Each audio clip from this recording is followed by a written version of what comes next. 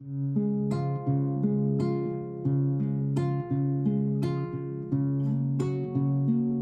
tal? Bienvenidos. La segunda carta a los Corintios, en su capítulo número 1 y el verso 20, tiene un pasaje muy conocido en toda la cristiandad. Segunda carta a los Corintios, capítulo 1 y verso 20 dice: porque todas las promesas de Dios son en Él sí y en Él amén, por medio de nosotros, para la gloria de Dios.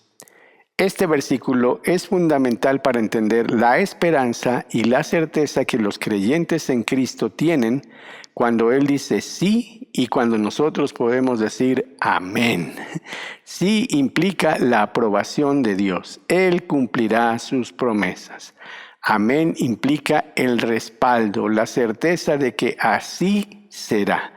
Todos queremos el sí de Dios y nuestra expectativa es un amén, es decir, así sea, sobre todo a nuestras peticiones. Sin embargo, el tema no es que Dios va a estar haciendo todo lo que le pidamos o le digamos. Más bien, el tema es que Dios es confiable. Podemos confiar en que Él va a cumplir sus promesas. Si tenemos confianza en Dios, podremos persistir en aquellas cosas que no son fáciles de lograr y que nos representan un mayor reto, un mayor esfuerzo y resistencia. Para poder lograr ser persistentes, necesitamos fortalecernos permanentemente. Si la lucha es ardua e intensa, prolongada, necesitamos dos elementos básicos para estar fortalecidos permanentemente: consuelo y ánimo.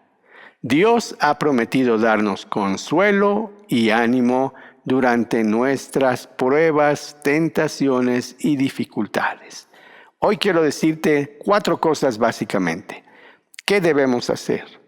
¿Por qué lo debemos hacer? ¿Para qué lo debemos hacer? ¿Y cómo lo podemos hacer? En los versos del 3 al 7, en la misma segunda carta a los Corintios, capítulo 1, Pablo escribe: bendito sea el Dios y Padre de nuestro Señor Jesucristo, Padre de misericordias y Dios de toda consolación. Él nos consuela en todas nuestras tribulaciones, para que también nosotros podamos consolar a los que están en cualquier tribulación por medio de la consolación con que nosotros hemos sido consolados por Dios. Bueno, este es un punto muy importante.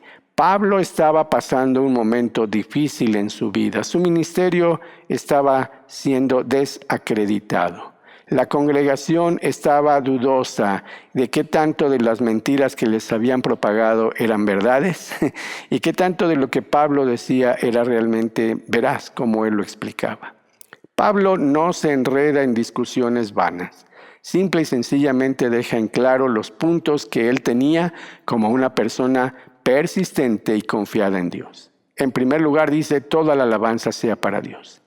Cuando nosotros estamos abatidos, desmotivados, desconsolados, la mayoría de los cristianos tristemente tenemos la tendencia de cortar la comunicación con Dios. Dejamos de leer, dejamos de orar y a veces hasta de congregarnos. Dejamos de alabar y adorar a Dios, y ese es un peligro tremendo que debemos evitar a toda costa. Pablo dice: toda la alabanza sea a Dios. ¿Por qué? Porque Él es misericordioso y la fuente de todo consuelo. ¿Por qué? Porque Él nos consuela en todas nuestras dificultades. Y esto es un entrenamiento. ¿Recuerdas? Estamos hablando de esta serie que quiere decir: entrena, insiste, persiste y resiste. Si nosotros somos consolados en todas nuestras dificultades, seguramente podremos consolar a otros cuando pasen por las mismas o peores dificultades. Podremos ofrecerles el mismo consuelo que Dios nos ha dado a nosotros. Y dice el verso 5 que cuanto más sufrimos por Cristo, tanto más Dios nos colmará de su consuelo. Así es que el desánimo es un enemigo peligroso, y creo que no es algo nuevo que escuches por primera vez. Este enemigo te desgasta, te quita todo el interés, la falta de energía, las ganas, el deseo y la voluntad. Por naturaleza tenemos una tendencia a desanimarnos más fácilmente que a animarnos, especialmente cuando las cosas no salen bien y más aún cuando el sufrimiento se consuela. Pero Dios es especialista en aliviar la pena, en alentar, en reconfortar y tranquilizar. Así es que todas las veces que tú y yo nos sintamos tristes, abatidos, desanimados o desconsolados, lo primero que tenemos que hacer es seguir alabando a Dios y confiar en que Él es el Padre de la misericordia y la fuente de todo consuelo, aprender a recibir ese consuelo que alivie nuestras penas y aflicciones, recibir el aliento, el hálito de vida y poder tranquilizarnos, estar en paz y enfrentar las cosas como vengan. ¿Por qué lo debemos hacer? Porque Dios quiere que seamos personas persistentes. El persistente es una persona segura de sí misma, que tiene claridad de pensamiento, que puede reponerse fácilmente, por lo menos de manera continua, a todas aquellas adversidades que a veces pueden causar retrasos, trastabilleos o serios daños en nuestro proceso de avance. Sin embargo, el resiliente, el que es persistente, sabe dónde encontrar consuelo y ánimo. Pablo era así, una persona que persistía en las metas que buscaba alcanzar. Aunque enfrentó el descrédito a su ministerio, dejó en claro que Dios era la fuente de su consuelo. Él no se desubicó. Dice en la segunda carta a los Corintios capítulo 1 y verso 1, yo soy Pablo, soy elegido por la voluntad de Dios para ser un apóstol de Cristo. Él estaba seguro de sí mismo, no se desubicó. Número 2, estaba seguro del amor de Dios. El verso 4 dice, Él nos consuela en todas nuestras dificultades. No hay problema, prueba o dificultad que atravesemos solos. Dios está con nosotros, nos da consuelo y nos fortalece para seguir adelante. Y también Pablo tenía claro que era necesaria la solidaridad de sus hermanos en la fe para poder alentarse y consolarse. El verso 8 dice, mismo capítulo, versículo 8, capítulo 1 de la segunda carta a los Corintios. Amados hermanos, pensamos que tienen que estar al tanto de todas las dificultades que hemos atravesado en la provincia de Asia. Les tenemos que decir cómo nos sentimos. Estamos muy agobiados, fuimos muy oprimidos y hasta perdimos la capacidad de aguantar. Pensamos que ni siquiera íbamos a salir con vida, pero Dios nos dio consuelo y ánimo. Así es que ya te dije el qué, ya te dije el por qué, ahora déjame decirte para qué. Es para que nosotros seamos personas responsables. ¿Cómo? Responsables. Cuando tú y yo enfrentamos la adversidad y no lo hacemos fortalecidos, tendremos todo el tiempo altas y bajas en nuestra vida de fe. Y Dios no necesita personas inestables, sino gente que pueda confiar en Él y enfrentar la vida como venga para que el reino de los cielos, siga avanzando en esta tierra. Entonces, es nuestra responsabilidad buscar el consuelo y el ánimo que proviene de parte de Dios. Así como debemos estar seguros del consuelo de Dios, también debemos estarlo del ánimo que Él nos inyecta para que nosotros a la vez podamos animar a otros. La palabra ánimo deriva de un vocablo griego, dipsuyos, que se traduce al español como soplo o aliento. Y eso es lo que pasa. Dios sopla en nuestra vida, Él da hálito o aliento de vida para que nosotros podamos tener una buena actitud, el valor suficiente para enfrentar las cosas y el carácter para demostrar realmente de qué estamos hechos. Es importante cómo reaccionas y cómo reacciono ante los problemas, ante la adversidad.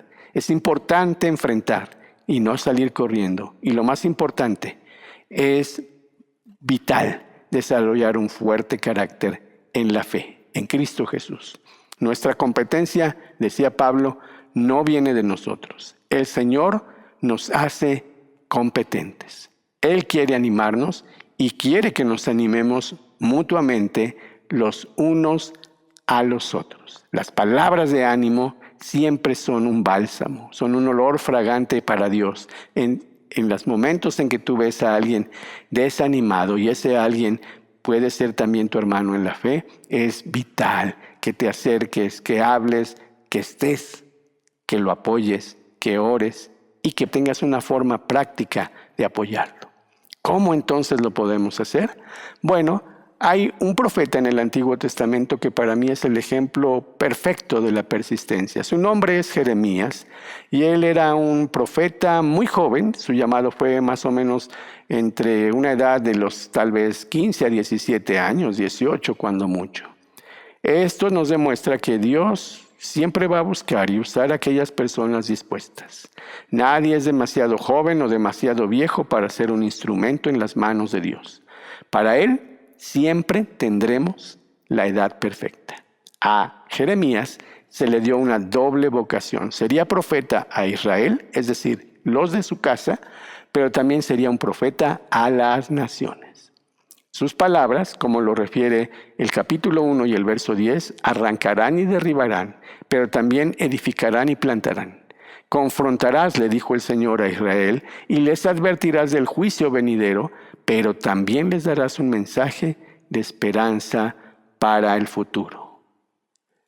Aunque el ministerio de Jeremías fue un ministerio poco inspirador, durante casi toda su vida él fue pobre, impopular, marginado y perseguido.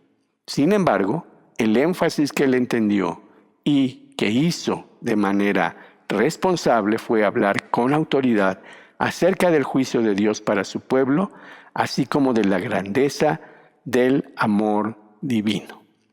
Jeremías siempre se esforzó, porque él sabía que la tarea que le habían encomendado requería fe y constancia. Así es que, para terminar esta breve charla, déjame decirte que Dios está muy interesado en que tú y yo seamos personas persistentes, que han estado entrenando todo el tiempo para que en los momentos difíciles realmente podamos seguir avanzando y compartiendo su amor y la verdad de su palabra. Pero también necesita gente que insista, persista y resista. No dejes que el ánimo te desgaste, te quite la falta de energía, el deseo, las ganas, el interés y la voluntad. Fortalécete en el Señor. Nunca cortes tu comunión con Él. No dejes de orar, no dejes de leer su palabra, no dejes de congregarte y no te cierres a recibir su consuelo y su aliento. Te esperamos en nuestra siguiente misión. Que el Señor te bendiga.